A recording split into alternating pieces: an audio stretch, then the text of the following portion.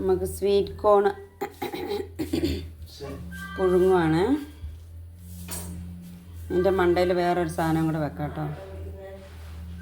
ഇത് കണ്ടോ, ഇതെന്താന്ന് മനസ്സിലായോ? കടച്ചക്ക നമ്മൾ ഇതുപോലെ കപ്പ നുറുക്കുന്ന പോലെ നുറുക്കിയിട്ട് അതിലൊരു തുള്ളി ഉപ്പുപൊടി ഇച്ചിരി തേങ്ങയും കൂടെ ചിരണ്ടി ഇട്ടേച്ച് നമുക്കിത് ആവിയിൽ പുഴുങ്ങാം കേട്ടോ. ഇതാ അടുപ്പത്ത് വെച്ചിട്ടുണ്ട്. നമുക്ക് ഇഡ്ഡലി പാത്രത്തിൽ അടപ്പും കൊണ്ട് അടയ്ക്കാം. അടച്ചത് വേഗട്ടെ, തീ കത്തിക്കാം. ഇത് വെന്തു കേട്ടോ, നമുക്ക് എടുക്കാവേ. ഇതാ സ്വീറ്റ് കോണുമായി ഇതുമായിട്ട് നമുക്ക് തിന്ന് നോക്കാം. ഇതൊരു കടച്ചക്ക കേട്ടോ, ഒരൊറ്റ കടച്ചക്ക, നല്ല വലിയ കടച്ചക്ക. ഞങ്ങളുടെ ചർച്ചിലുള്ള ഒരു അച്ചായൻ്റെ വീട്ടിലുണ്ടായതാട്ടോ.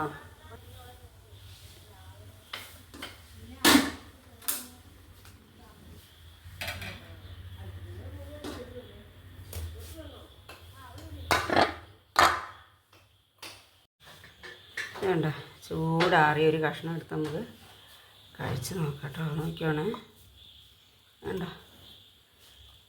നല്ല അതുണ്ടോ. തേങ്ങയും കൂടെ കൂട്ടിയിട്ട് നമുക്കിത് തിന്ന് നോക്കാം കേട്ടോ.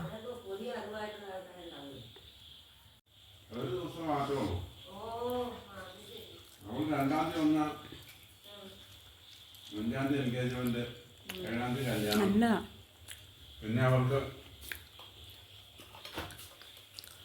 ആ മാസം നാട്ടിന് അവർക്ക് തിരിച്ചു പോകുന്നുണ്ട്.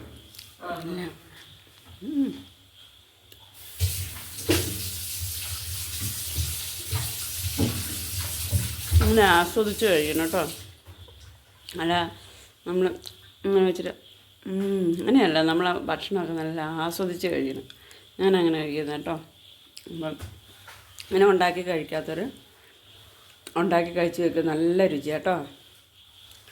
അപ്പോൾ ഈ വീഡിയോ കാണുന്നവർ സബ്സ്ക്രൈബ് ചെയ്യാത്തവർ സബ്സ്ക്രൈബ് ചെയ്യണേ.